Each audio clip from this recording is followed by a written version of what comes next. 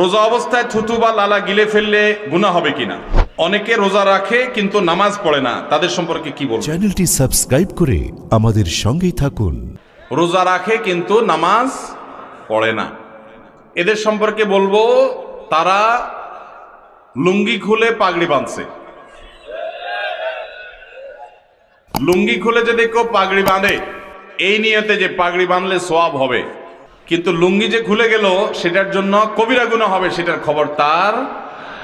ঠিক একইভাবে রমজানের রোজা রাখলে সওয়াব হবে, ফরজ আদায় হবে, কিন্তু এর চাইতে বড় ফরজ হলো 5 ওয়াক্ত নামাজ।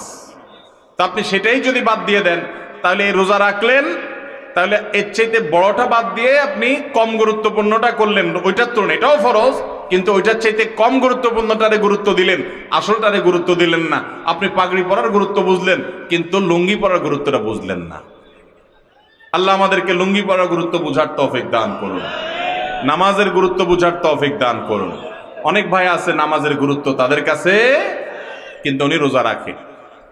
রোজা রাখে এটা ভালো কথা, কিন্তু তার চাইতে ভালো কথা হলো নামাজ আদায় করা। একজন রোজা রাখে নামাজ পড়ে না, এই লোক খারাপ। কিন্তু আরেকজন নামাজ পড়ে রোজা রাখে না, সেই লোকটা এই প্রথম লোকটার চাইতে কম খারাপ। কারণ হলো সে আসল সবচেয়ে বেশি জরুরিটা করে, নামাজটা পড়ে, রোজা রাখে না, সে খারাপ, একটা হারাম কাজ করে, ফরজ তরক করে। কিন্তু আরেকজন নামাজই পড়ে না, রোজা রাখে, এই লোকটা ওই লোকটার চাইতে অধম। আল্লাহ আমাদেরকে নামাজের গুরুত্ব বুঝার তৌফিক দান করুন। ইমানের পর নামাজের চাইতে গুরুত্বপূর্ণ কোনো কাজ মুসলমানের কাছে থাকতে পারে? রোজা অবস্থায় থুতু বা লালা গিলে ফেললে গুনাহ হবে কিনা? রোজা অবস্থায় অনেক সময় আমাদের মুখে থুতু আসে, লালা আসে, এটা যদি আমরা গিলে ফেলি রোজা ভাঙবেও না, গুনাহ হবেও না। তবে যদি ইচ্ছাকৃতভাবে মুখে থুতু জমিয়ে রেখে কেউ গিলে তাহলে সেটা মাকরুহ হবে, এর ফলেও রোজা ভাঙবে না। নতুন যখন মানুষ রোজা রাখে, বিশেষ করে পিচ্চি পোলাপান যখন রোজা রাখে দেখবেন ঘন ঘন শুধু থুতু ফেলতে থাকে, কারণ সে মনে করে থুতু গিললেও রোজা ভেঙে যাবে। এটা আসলে তার না জানার কারণে, নিজের থুতু গিলার কারণে কফ, শ্লেষ্মা বা আপনার লালা ইত্যাদি যদি পেটের ভিতরে চলে যায়, এর কারণে রোজা ভাঙবে না। কিভাবে চোখের হেফাজত করা যায়? খারাপ চিন্তা থেকে মুক্ত থাকার উপায় কি? চোখের হেফাজত করার একমাত্র উপায় হলো চোখকে অবনত করা, অর্থাৎ যেখানে চোখ ফেললে আমি গুনাহ থেকে বাঁচতে পারবো না সেখানে চোখ ফেলা যাবে না। ফেসবুকের যে পেজে, যে গ্রুপে, যে আইডিতে খারাপ জিনিস আসে, বেপর্দা নারীর ছবি আসে, সেগুলো দিকে তাকা, সেগুলোকে আনফলো করতে হবে। এটা হলো নিজেকে নিয়ন্ত্রণ করা। আল্লাহ বলেছেন কুল্লিল মুমিনিনা ইয়াগুদ্দু মিন আবসারিহিম ওয়া ইয়াহফাযু ফুরুজাহুম। হে রাসূল, আপনি ইমানদার পুরুষদেরকে বলে দিন তারা যেন তাদের চোখগুলোকে নিয়ন্ত্রণ করে, দৃষ্টিকে নিয়ন্ত্রণ করে, অবনত করে এবং তাদের ইজ্জতকে, সম্ভ্রমকে, লজ্জাস্থানকে হেফাজত করে। অতএব আপনি চোখের হেফাজতের জন্য চোখকে অবনত করতে হবে, চোখকে নিচের দিকে তাকিয়ে হাঁটতে শিখতে হবে, যেখানে সেখানে তাকানো যাবে না।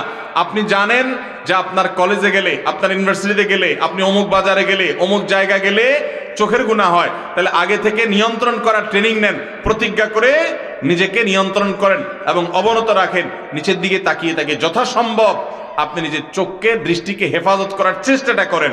আল্লাহ বলেছেন ওয়াল্লাযীনা জাহাদু ফীনা লানাহদিয়ান্নাহুম সুবুলানা, যারা আমার পথে আসার চেষ্টা করে তাদেরকে আমি অবশ্যই অবশ্যই আমার দিকে আসার বহু রাস্তা দেখিয়ে দিব।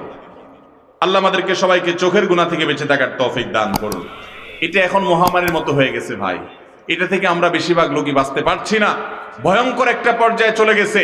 নবী করিম সাল্লাল্লাহু আলাইহি সাল্লাম বলেছেন আমি চলে যাচ্ছি তোমাদের জন্য মেয়েদের চাইতে বড় ফিতনার বিষয়, অর্থাৎ নারীদের দিকে তাকিয়ে চোখের জেনা করে, মনের জেনা করে, নানাভাবে জেনা করে তোমরা ধ্বংস হবে।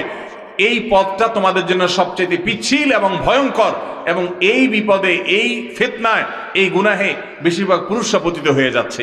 এটা থেকে বাঁচার জন্য দরকার হলো মানসিক প্রতিজ্ঞা, আল্লাহর কাছে দোয়া এবং হারামের জায়গা থেকে দূরে থাকা। আল্লাহ বলেছেন ওয়ালা তাকরাবুজ জিনা, জিনার কাছেও যেও না, কারণ কাছে গেলে আল্লাহ জানেন বান্দা বাঁচতে পারবে না, পতিত হয়ে যাবে। এই জন্য আগে থেকে দূরে থাকতে হবে। যেখানে গেলে কোন একটা মেয়ের আইডি পাইছেন, ওখানে আপনি লাইক দিবেন না, কারণ লাইক দিলে সে লাইক থেকে ইনবক্সে চলে যাবেন, ইনবক্স থেকে আস্তে আস্তে প্রথম হাই হ্যালো করে এরপর আস্তে আস্তে তলে নামবেন।